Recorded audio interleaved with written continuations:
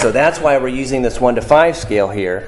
We're using this because we want you to be able to catch yourself when you're at a 2 or a 3. And we're going to be sending something like this home with Mom and Dad for them to be talking to you about it. We want you to be able to catch yourself at a 2 or a 3 before you get to a 5, because when you're at a 2 or a 3, you can still think and you can still express what's going on appropriately, and you can do something to manage the feeling before it turns into a 5 and it gets out of control. Does that make sense? Yes. All right. And it's a lot to understand, but that's okay, because we're going to go over this again and again. We'll go over it several times. So now I've got these cards with these situations that may or may not be stressors, and I just want you to go through these cards and put them in the pocket that goes with how you would feel about these things. Go ahead.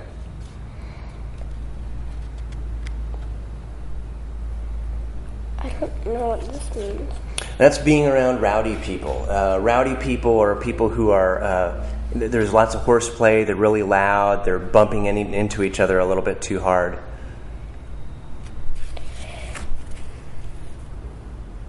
Whatever you think, it's up to you. There's not any right or wrong answers here. You know what that one is, don't you? Losing a game.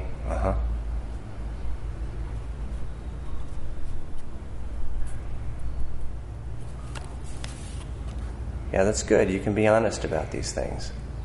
So what we're going to do with this, once he's got the idea of the gradations, and if he doesn't, and if this is a younger child or somebody who's a little more concrete, we're going to do, I'll probably introduce him to the voice scale, and I'll say, okay, here's a 1 to 5 voice scale.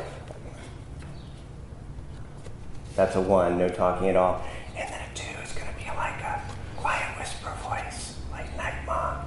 And then a 3 is a regular inside voice. 4 is going to be a tag, you're it, outside recess voice. And then 5 is a screaming emergency voice.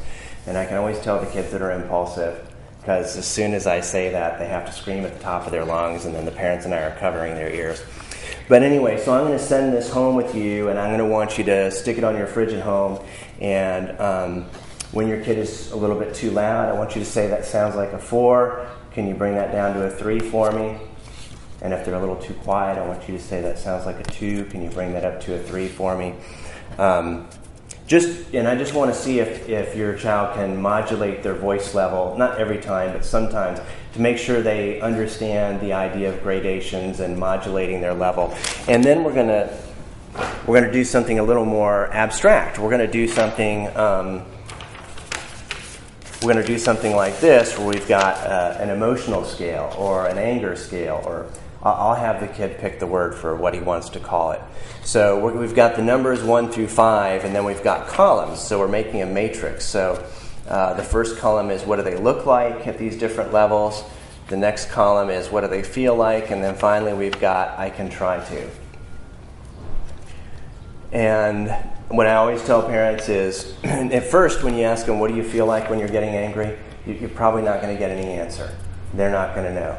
Typically, with most of the kids who come in, they don't even know that they're having an emotional response. All they know when they're getting upset and having the problem behavior is something isn't right. And so what they're doing is they're trying to look outside of them, and they're trying to manage you or the environment to make them okay on the inside. They're not really recognizing that they're having an emotional response, and they need to do something to communicate that appropriately and take a break and do something to manage those feelings so they don't get up to a 5. So what I want you to do with this is we're gonna be filling in some of this with your kid, and it's going to be a work in progress. We'll be adding in notes as we go. We won't finish the whole thing right now. I can interview the parents. I can talk to you about, what do you see him doing? Sort of 1, we know he looks calm and happy, and that feels good and relaxed, and you can try to enjoy it. And then I go all the way up to a 5, and I say, when it's totally out of control, what's the worst thing that happens? And the kid can usually give me some input on that too. And then I go back down and I say, okay, now going back to a 2, what are the first signs you see when your kid is starting to, get a little irritated or starting to escalate or get a little bit stressed out? So we're going to work at filling this in. Sometimes parents will say, well, I don't know, he just goes from a 1 to a 5. There really isn't anything in between. But when I send this home with them, they start realizing there are some little clues there that happen first, and it doesn't happen quite as fast as they thought. And I'm going to say, so what I'm going to have you do is take this home, and when you see them, like if the first thing you see happening with your kid at a 2 is whining, I want you to say, Miles, you're whining, or Miles, you're getting louder and your fists are clenched. Are you at a 2 or a 3? And then I want you to ask them, what do you feel in your body? What does that feel like when you're at that level?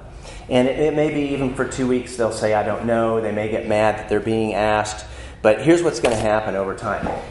What's going to happen is the kid is going to get louder, whine, clench their fists. Then they're going to look at you and they're going to go, oh, I'm at a 2 or a 3. I'm starting to get mad.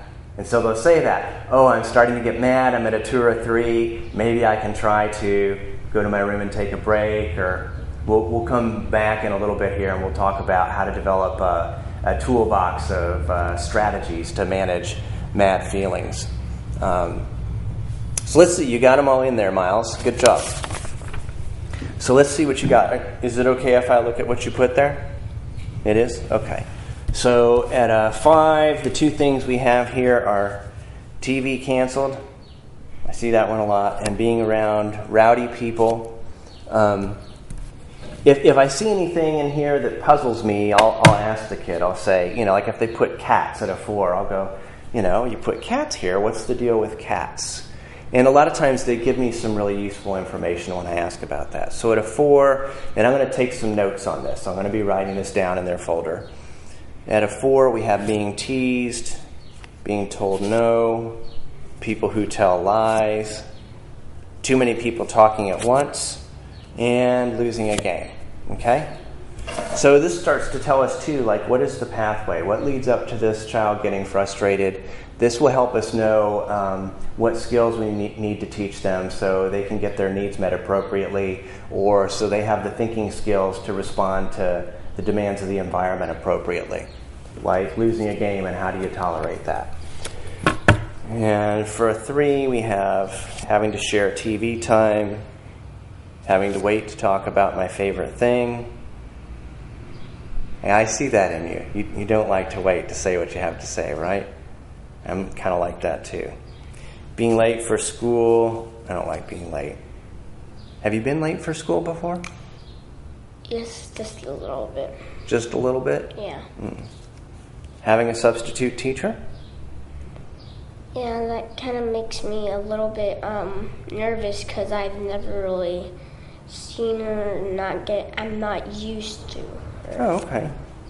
Well, good. I'm glad. I didn't know that about you. Disaster drills, being sick. I hate being sick. That makes me really uncomfortable. Meeting new people, someone looking at you. I didn't see that one. Oh, okay. Because I always thought you kind of liked to be on the center stage and have everybody looking at you. Yeah, that's what I thought. Okay, super job. So now we've sort of introduced the idea of gradations. We know what this child's triggers are. A lot of times, too, we'll see certain repetitive things coming up, like noise, loud music. And that will let us know that we've got a child who has some sensory sensitivities. And it will let us know that maybe we can make some modifications to the environment, or we could give them those little disposable earplugs that look like goldfish that you get at Lowe's or Home Depot. We can give those to the kid and then they can tone down the volume in the lunchroom and noisy places like that. That's the easiest way to deal with angry, aggressive behavior, is to eliminate the triggers.